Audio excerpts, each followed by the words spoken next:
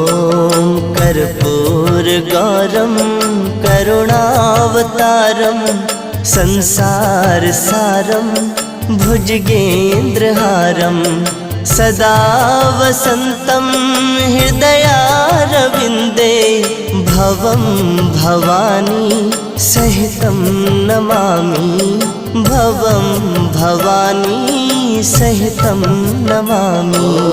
कर्पूरगौरं करुणावतारं संसार